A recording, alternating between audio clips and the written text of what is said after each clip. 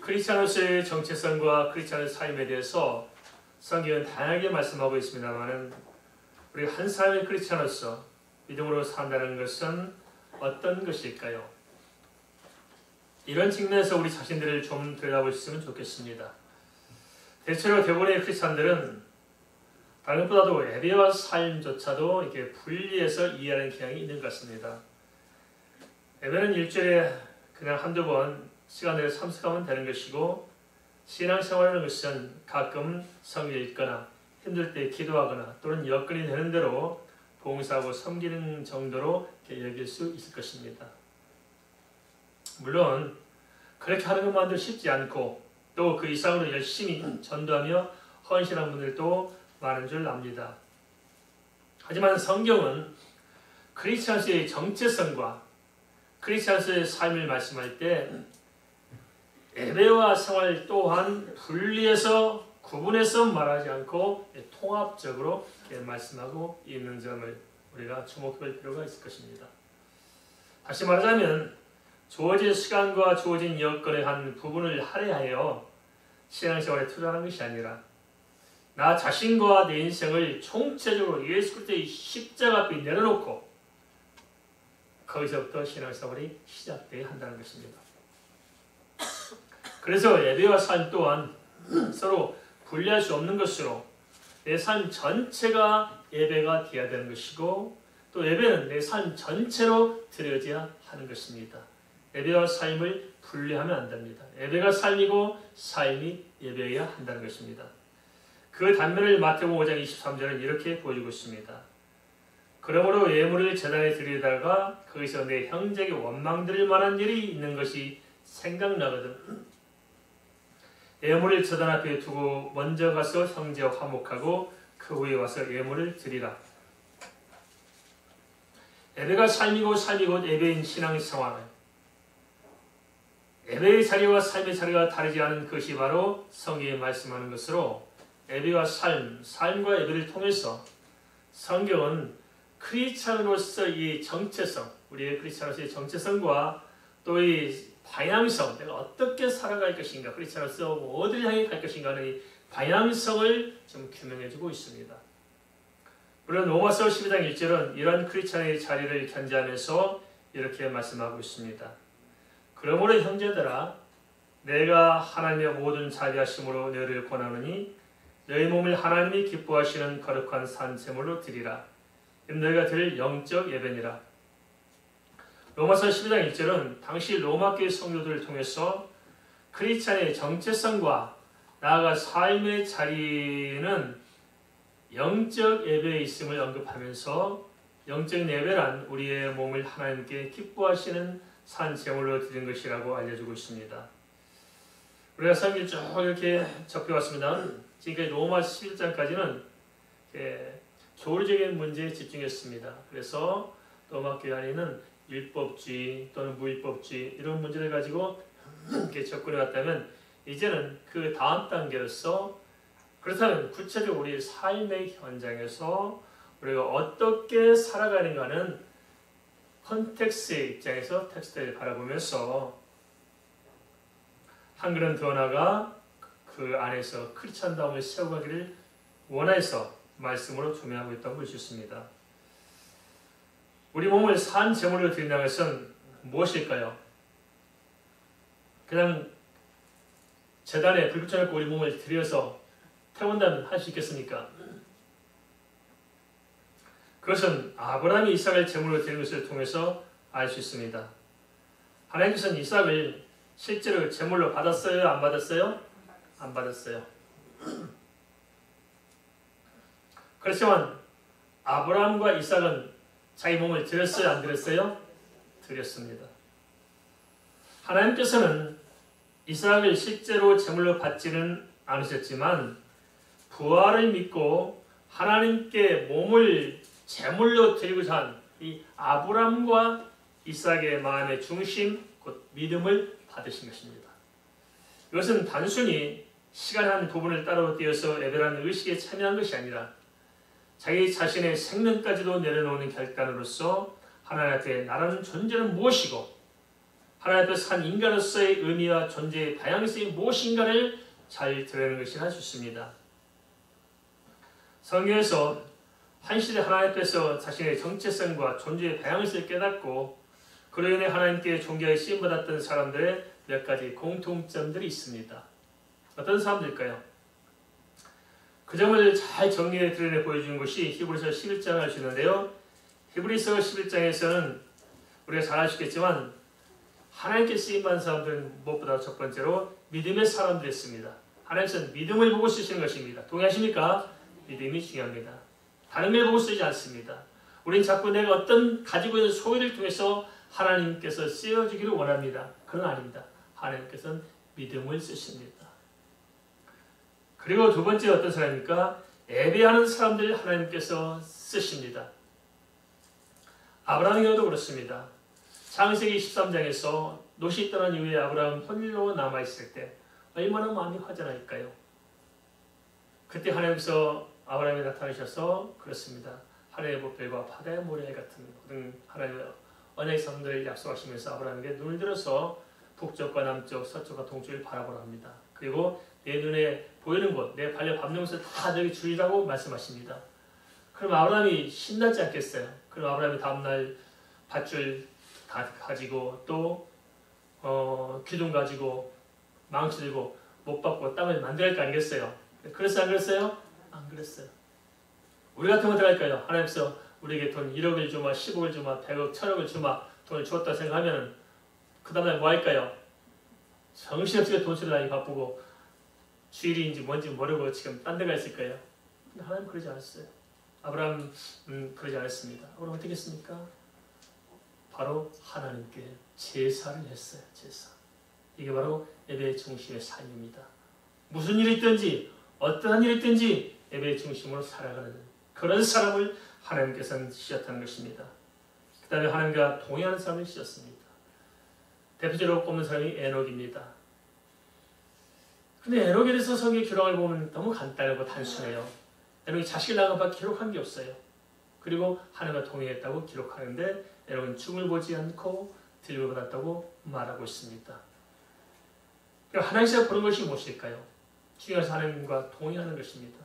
우리가 많은 일을 할 수 있습니다. 세계 선교를 하고 뭔가 큰 일 할지 보일지 모르지만 아닙니다. 하나님께서 보는 것은 그런 결과적인 보는 것이 아니고 우리의 마음의 중심 그런 일들을 하면서 하나님과 동행하는 우리의 삶의 모습을 하나님께서는 보실 것입니다.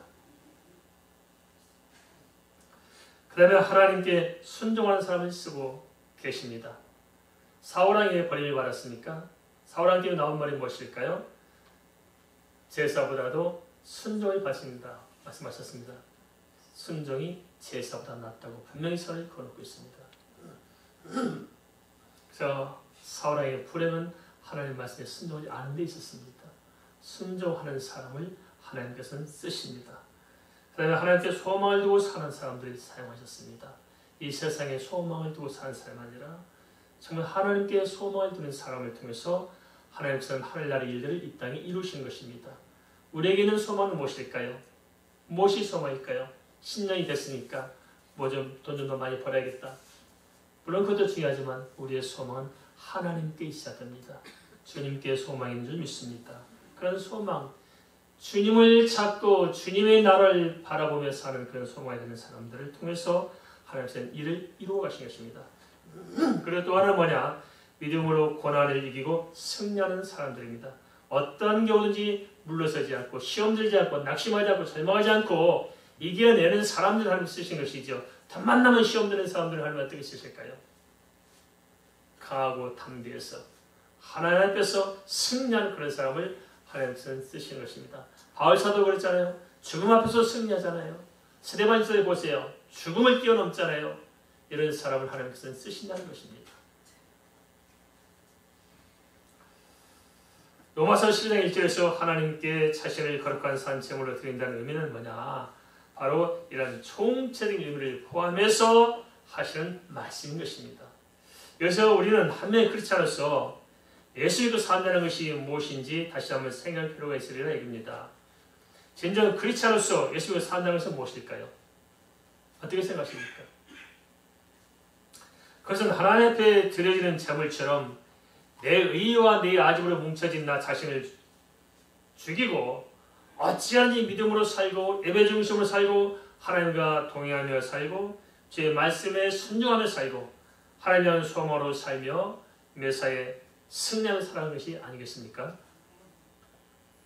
이러한 성경의 기준을 생각하면서 우리 자신을 들여다보면 순간 숨이 확 막힐 수도 있을 것 같은 생각이 듭니다.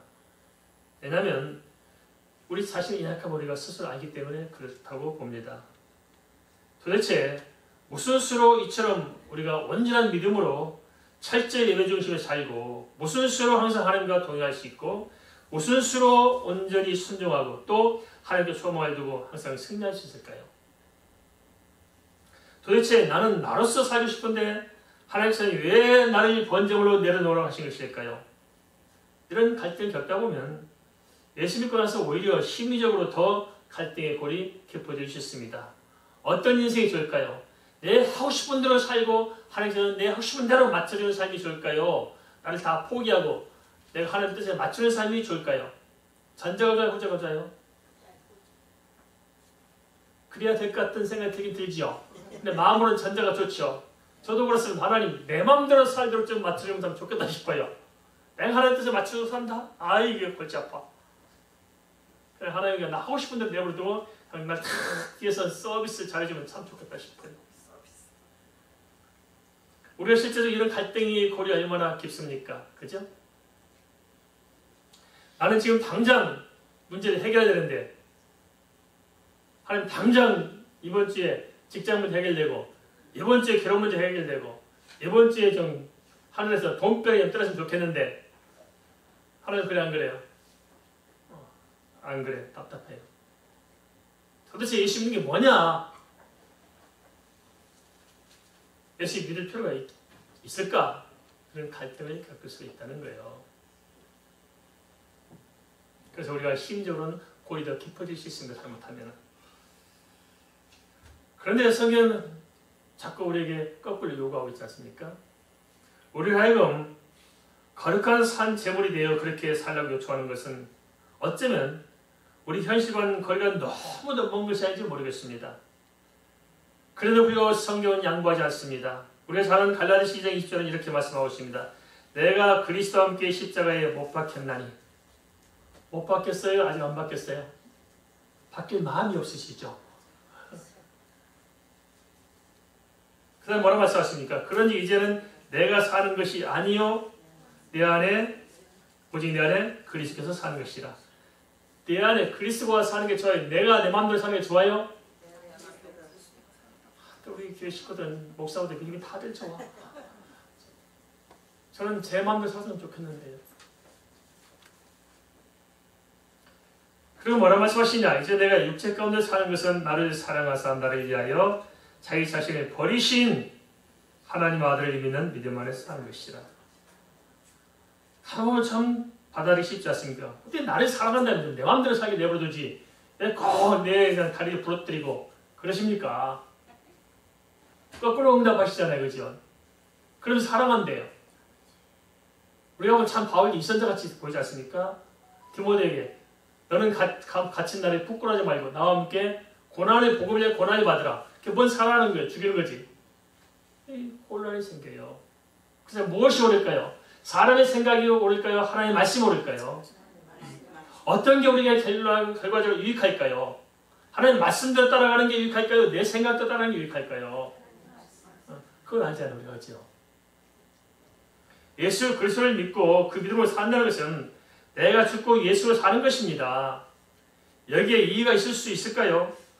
따라서 성경의 기준에 비춰보면 자칫 적당하게 타협하며 살아도 되는 것처럼 생각하는 것은 오산임을 우리가 알 수 있습니다. 그러면 연약한 우리가 어떻게 거룩한 산 제물로 살아낼 수 있을까요? 여기에서 로마서 12장 2절 3절은 우리의 마음의 생각과 그 발상부터 전환하도록 요청하고 있는데요. 말하자면 육신적인 습성에서 영적인 안목을 열어가도록 구체적인 사실적인 대안을 좀 이렇게 제시하고 있다는 거예요. 그게 뭐냐? 로마서 12장 2절 3절입니다. 한번 같이 보겠습니다. 너희는 이 세대를 본받지 말고 오직 마음을 새롭게 함으로 변화를 받아 하나님의 선하시고 기뻐하시고 온전한 뜻이 무엇인지 분별하도록 하라. 내게 주신 은혜로 말미암아 너희 각 사람이 말하노니 마땅히 생각할 그 이상의 생각을 품지 말고 우리 하나님께서 각 사람에게 나누신 믿음의 분량대로 지혜롭게 생각하라. 뭐라고 말씀하고 있습니까? 로마서 12장 2절 3절의 말씀을 정리하자면 그렇습니다. 첫째는 이 세대를 본받으라고 그랬어요? 본받지 말라고 그랬어요? 본받지 말라고 그랬습니다. 바울사도 당시 로마 시대는 황제 숭배와 온갖 우상 숭배 그리고 검투사와 성적 타락으로 대변되는 도덕적 의적 부패가 만연했습니다. 비록 형태는 다를지 모르지만 오늘날 우리 사는 이 땅이 그때보다 나은 게 있습니까? 아닙니다. 더 혼란스럽습니다. 포장이 잘 돼서 드러나지 않을 뿐이지 우리가 애쓰고 사니까 그런 구석에 안 가서 그럴 뿐이지 지금 더 부패하고 더 타락하고 더 혼란스러울 것입니다. 그래서 우리가 거룩한 산 제물이 되기 위해서는 첫 번째 이러한 타락한 세대를 본받지 말라는 것입니다. 사람이 참 희한하대요. 한 1000몇 명이 모이는 카톡방이 있습니다. 저는 맨날 탈퇴하는데 오늘 목사님 맨날 탈퇴하면 끌어다고 도망가지도 못하고 붙으셔서 들었는데 어제 제가 열이 확 나더라고요. 뭐냐면 어느 목사님이세요. 그렇게 올렸어요. 전라도 것들이 문제다.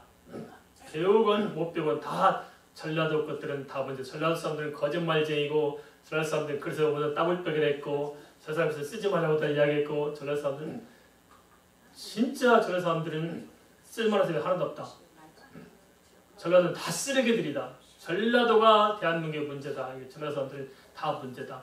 그래서 아니 전라도 사람들은 전부 다 거짓말쟁이고 전라도 사람들은 악하고 전라도 사람들은 다 쓰레기고 전라도 사람들은 다 문제가 많고 따블백이고 그다음에 다 이렇게 썼더라고요. 목사님 썼어요.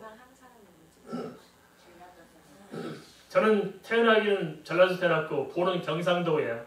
경상도 본이고 태어나기는 전라도 태어났고 자라기는 서울서 자랐고 장가는 경기도를 갔고 제주도를 좋아하고 살기는 서울서 살아요. 그리고 충청도에 제가 좋아하는 분들이 많아요. 저는 근데 어느 입장에서 볼 때 제가 열이 받더라고요. 그래서 여보시오, 당신 신앙을 어디서 신앙을 이렇게 뜻같이 했길래 목사가 그랬지만 당신 교회는 전라도 사람이 없습니까? 그랬거든요. 당신 저래서 뭔가 목사는 상처가 나는 것을 싸매야 되고 서로 찌꺼부시고 우리가 감싸고 통합해 나갈 게 목사들인데 당신 나와서 뭐 이러냐고. 걔 누구한테 배우세요? 전 씨한테 배워서 그래요. 전 씨가 맨날 그러거든요. 아시죠? 전 씨하고 전라도하고 성이 같은데? 이런 것 때문에 뭐냐? 이 세대를 본받는 겁니다. 알겠습니까? 하나님의 말씀을 따라가야 되는데 그때 이 사기꾼들 쫓아가서 사기꾼이 된 거예요. 제가 볼 때 목사 만난 사람은 50%는 다 사기꾼 같아요.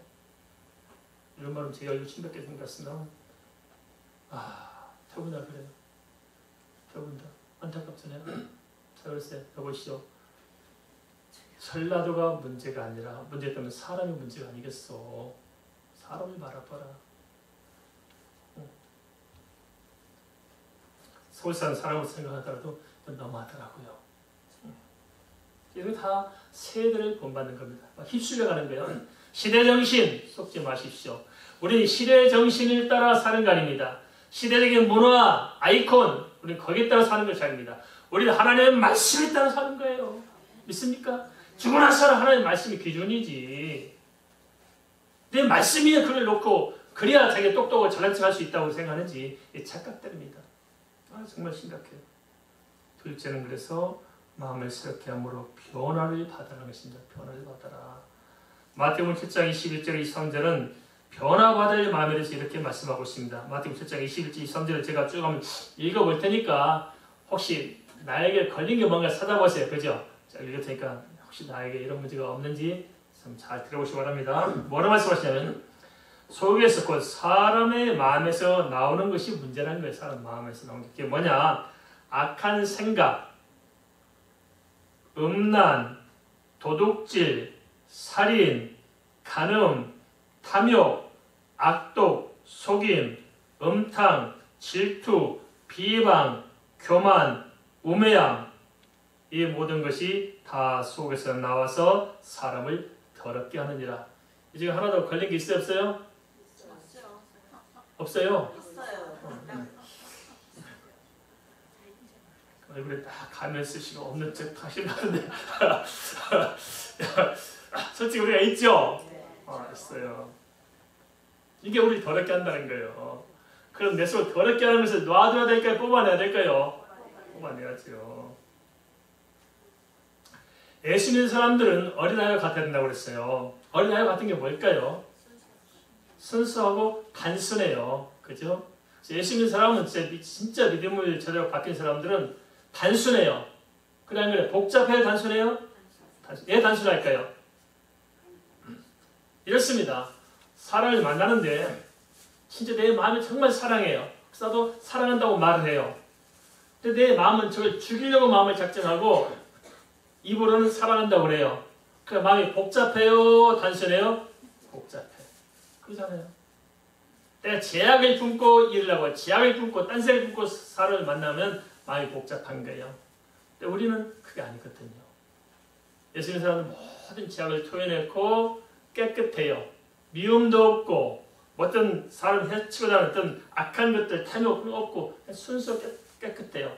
그러니까 단순해요. 그래서 예수 믿는 사람들은 머리는 생각이 깊어지고 마음은 단순한 거예요. 그게 예수 믿는 사람들. 이해되십니까?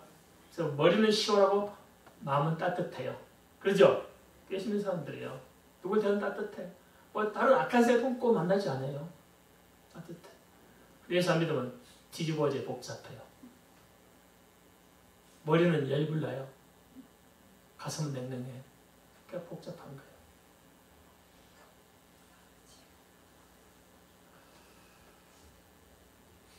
우리가 살아가는 세상도 복잡하고 심각하지만 더 복잡하고 더 심각한 것은 우리 마음의 생각과 뜻이 아닐까요? 그죠?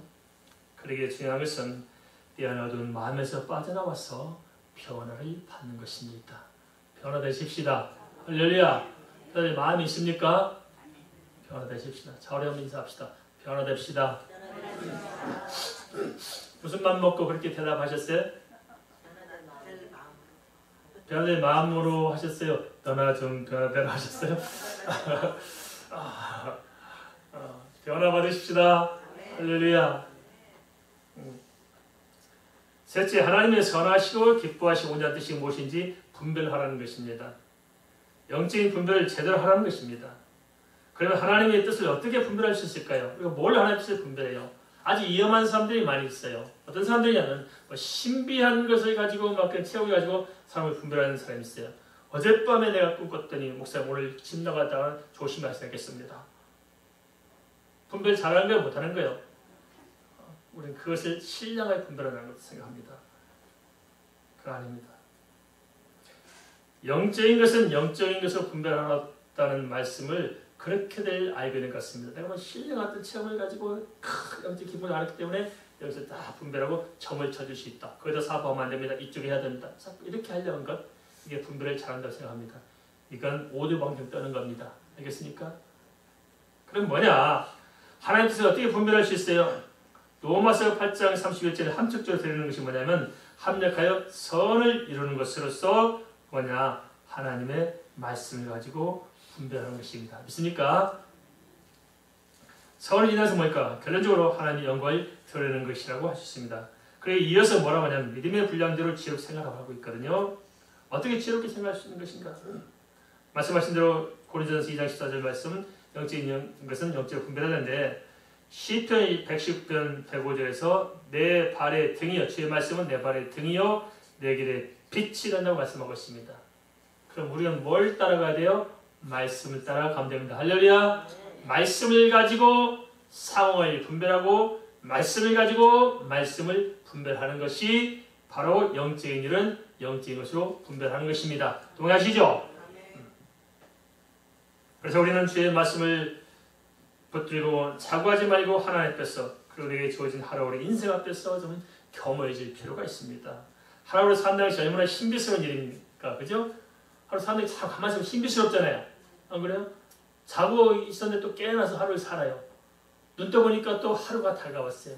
아침이 오고 또 내가 또 숨을 쉴 수 있고 또 내가 살면서 그대로 있고 이 하루하루 사는 게 참 신비하잖아요. 그죠? 하루 사는 가치를 돈으로 환산하면 얼마 될까요? 지금 이거 다 죽는데 하루 더 살게 하는데 돈을 받는다면 얼마나 받으면 하루 더 살 수 있을까요? 세계에 벼락부자이 많잖아요. 몇십 조를 가지고 있는 사람들 많은데 예를 들면 한국에서 그 대기업의 총수들 죽었는데 1년만 더 살게 한다면 돈을 얼마나 낼 수 있을까요? 그죠? 돈을 다 줘도 더 살고 싶지 않겠어요. 그죠? 하루하루 산다는 것은 참 신비스럽습니다. 우리가 크리스찬으로서 하루하루 산다는 것은 참 아름다운 일이잖아요. 참 신비스러운 일이잖아요. 가만히 생각해보세요. 하나님의 창조한 모든 세계는 신비스러워요. 그죠? 올려 오다 보니 그렇대요. 참, 겨울이 내는 그 메마른 가지에 눈꽃이 탁 피어서 얼마나 환상적인지. 그죠? 멋있죠? 그럼 봄이 되면 그게 또 파릇파릇 또 탁 실력이 오진 모습이 얼마나 장관인 건지. 그럼 좀 지나면 그 꽃이 피어서 탁 바라봐주고 있는 모습이 얼마나 환상적인 것인지. 그죠? 이 하나님의 세계가 너무너무 신비스러워요. 너무 바라만 보고 너무 강팍하게 살아가지고 그냥 지저분한 속셈 가지고 지저분한 삶을 그냥 진들을 살고 있는 것이지 조금만 마음을 열고 하나님의 말씀을 가지고 세상을 바라보면 너무너무 아름답습니다. 동의하시죠? 한번 따라합시다. 세상은 아름답고 하나님의 세계는 참 신비스럽고 내가 하나로 살아간다는 것은 기적 같은 일입니다.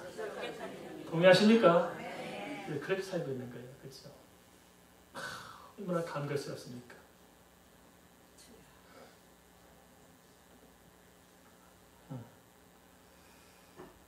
다시 요약하여서 간추자면 그렇습니다.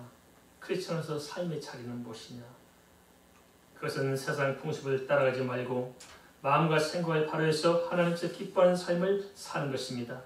이것이 바로 거룩한 산 제물로 사는 크리스천의 삶이라는 것입니다. 한데 문제는 사람의 능력이나 사람의 지혜로는 안 된다는 것이 아니겠습니까? 그러게 히브리서 11장도 믿음을 따라서만 가능하다고 말씀하고 있습니다. 그리고 요한일서 5장 4절도 이렇게 말씀하고 있습니다. 어떻게 그럼 우리가 이렇게 살 수 있을까? 대안이 뭐냐? 하나님 저도 알아요. 근데 안 되는 거리요. 그럼 성경은 알려만 줬을까요? 되도록 하셨을까요? 되도록 하셨어요. 되게 되어 있습니다. 동의하십니까? 되게 되어 있어요. 하나님 말씀대로 사라지게 됐을까요? 절대 안 되게 됐을까요? 사라지게 되어 있어요. 보셨습니까? 어떻게 사라지느냐 하나님 말씀대로. 그것이 바로 요한일서 5장 4절입니다. 우리 사랑 말씀입니다. 무릇 하나님께로부터 난 자마다 세상을 이기느니라. 세상을 이기는 승리는 이것이니 우리의 무엇이라고요? 믿음이니라. 할렐루야. 내 힘으로는 안 되지만 믿으면 되는 것입니다. 믿음으로 산다는 것은 믿음의 능력으로 주의 말씀에 합당하게 사라지는 것입니다. 우리가 부족하고 연약할지라도 믿음으로 살고자 결단하게 한다면 하나님 그 믿음을 보고 역사하시는 것입니다. 내가 믿으면 하나님의 영광을 보리라 말씀하셨습니다. 믿으면 됩니다. 할렐루야. 믿음으로 시작해서 믿음으로 살고 믿음으로 마치면 되는 것입니다. 믿음은 내 힘으로 사는 것이 아니고 하나님의 능력으로 사는 것입니다. 하나님께서 우리에게 뭐 다른 능력을 요구하는 것이 아니고 믿음을 요구합니다. 믿어라. 그러면 되는 것입니다.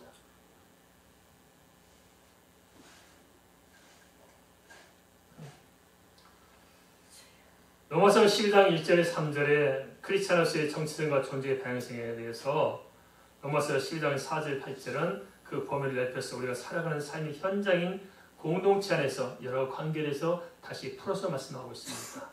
그것은 크리스찬의 자기 정체성과 삶이라는 것은 내가 존재하며 내가 살아가는 공동체를 떠나서는 생각할 수 없기 때문이고, 기독교적인 신앙생활의 특징이 뭐냐? 그것은 공동체 안에서 살아가는 것입니다.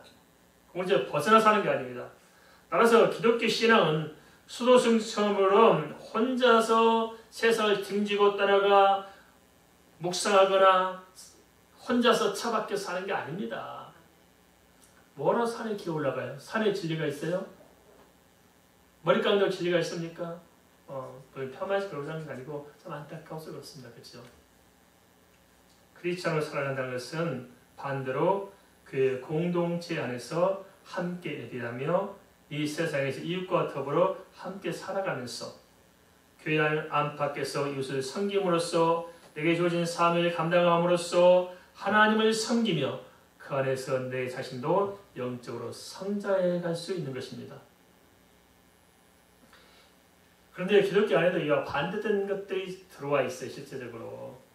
그게 뭐냐면 무교회주의 운동 들어보셨죠? 무교회주의 들어보셨습니까? 네, 들어보셨을 거예요. 무교회주의는 뭐냐면 말 그대로 교회를 반대한다는 거예요. 무교회, 그죠? 교회주의 운동. 1893년 일본의 우찌무라 간조라는 사람으로부터 시작되었습니다. 이것이 일본의 유학을 갔던 사람들에 의해서 우찌무라 간조와 교제하면서 그 사상을 가지고 한국에 들어왔어요. 그 사람들과 잘 아는 김교신이라는 사람 들어봤을 것입니다. 함석헌 선생, 오늘 유명히 잘 아시죠? 씨알이 소리 함석헌 선생. 이런 사람들 통해서 한국의 젊은 층, 당시 젊은 층들, 지금은 좀 기성층이 됐죠. 그 사람들에게 많은 영향을 미쳐왔습니다. 이러한 무교회주의는 교회의 제도나 교회의 전통을 배제하고 신앙생활의 개인적인 차원에서 성경 중심으로만 하려는 그런 입장을 할 수 있습니다. 그래서 이 무교회주의 입장은 교회 안 다녀요. 그리고 뭐 서로 교제 안 해요. 혼자서만 성 읽고 혼자서만 기도하시면 산에 가서 기도하는 지집에 기도하는 혼자서 기도하고 혼자 읽고 싶으면 성경 읽고 그냥 혼자 신앙을 하는 거예요. 그래서 이 무교회주의 입장에서는 우리 종교개혁 1557년 칼빈에 시작된 종교개혁도 실패라고 주장합니다. 왜 실패냐? 거기에 성찬식과 세례식을 개혁해내지 못했다는 거예요. 성찬과 세례를 하려면 교회 공동체에 있어야 성찬하고 세례하잖아요. 그러니까 성찬도 부인하고 세례도 부인해요. 필요 없는 것을 계획하지 못했다. 그렇게 합니다. 그래서 주님께서 뭐라고 말씀하셨어요? 세례를 주라고 그랬어요? 주지 말라고 그랬어요? 주라고 그랬어요. 성찬을 하라고 하지 말라고 그랬어요? 하라고 그랬어요. 그런데 이 사람들이 왜 그렇게 주장해요? 그게 바로 인본주의입니다. 그래서 무서운 생각이 잠겨있는 거예요. 이게 하나님 말씀 위에 자기들의 생각을 이해해놓고 있잖아요. 예전에 저도 참 함석헌 선생 책도 읽고 좋아서 했는데 진짜 책 읽어보니까 좀 유치한 생각이 들어요. 참 유치하다. 생각하는 게 유치한 수준을 못 보셔놨구나. 기독교적 입장, 성 입장에서요. 제가 뭐 그럼 이단물을 어떻게 폄하시겠습니까? 성경 입장에서 생각할 때 참 유치한 수준을 못 보셨구나. 우찌무라 간조 저도 참 책 읽고 좀 좋아했는데 그 한계를 못 보셨구나 이런 사람들이 싶습니다. 성격은 좀 다르지만 요즘도 좀 비슷한 성향이 있어요. 그게 뭐냐면 교회 다니지 않고 한 교회를 정하지 않고 인터넷을 통해서 혼자 설교를 듣고 예배를 쇼핑하는 사람 있잖아요. 이게 저게 쇼핑 다니는 사람이 있습니다. 그럼 뭐 예배 시간을 정해진 것도 아니고 자기 편한 시간에 딱 클릭해서 컴퓨터에 들어가서든지 TV 켜든지 해서 이렇게 쇼핑몰처럼 예배를 쇼핑하는 사람.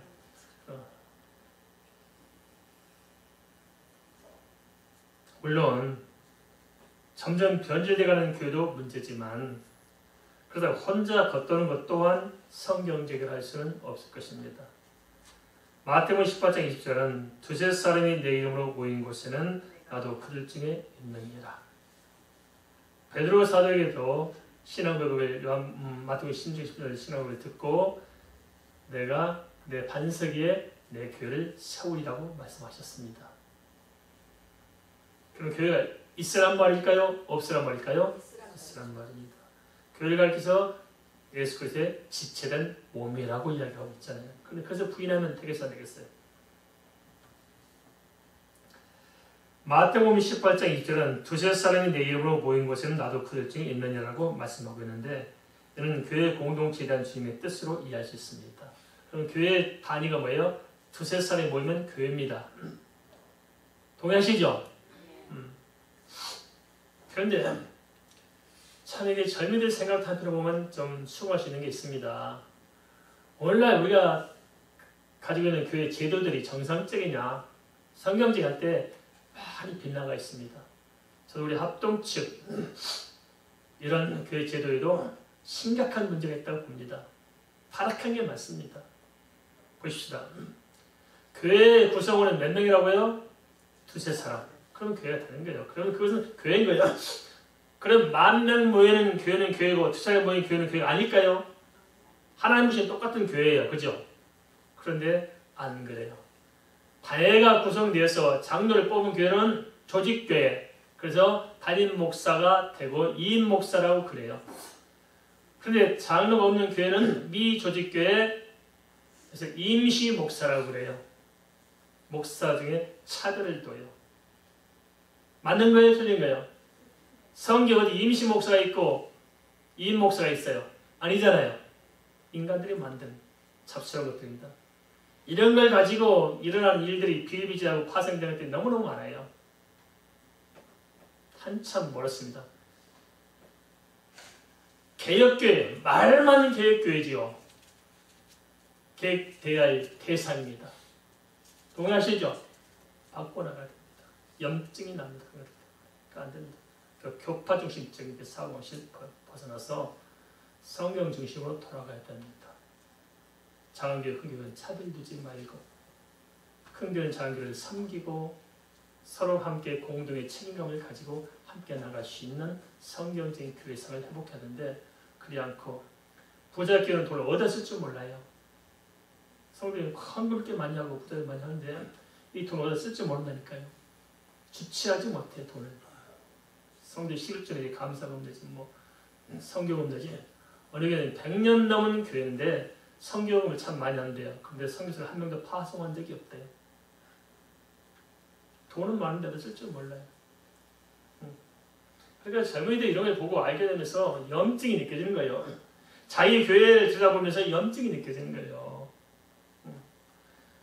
그리고 좀 봐봅시다. 이렇게 직분을 세우는데 장로는 5천만 원, 권사는 3천만 원, 안수입사는 2천만 원, 서리입사는 500만 원, 100만 원. 돼야 안 돼요?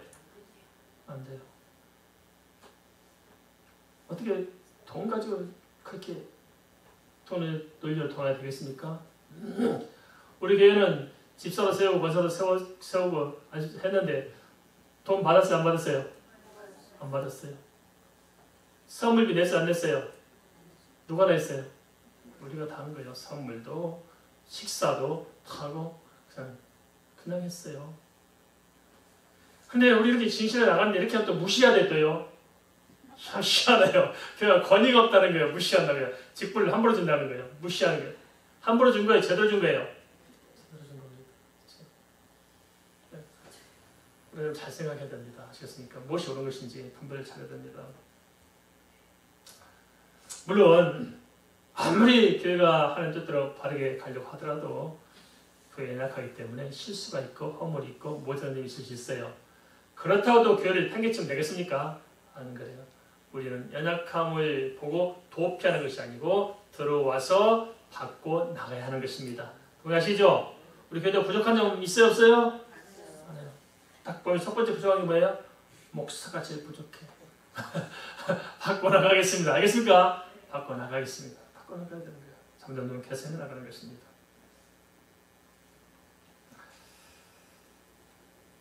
말씀을 전할 것은 많은데 벌써 이렇게 시간이 다 지나가니까 좀 말씀을 좀 그냥 중간에 맺고 그리고 나머지는 제가 문자로 보내드릴 테니까 좀 읽고 이렇게 하시면 좋겠다 싶네요.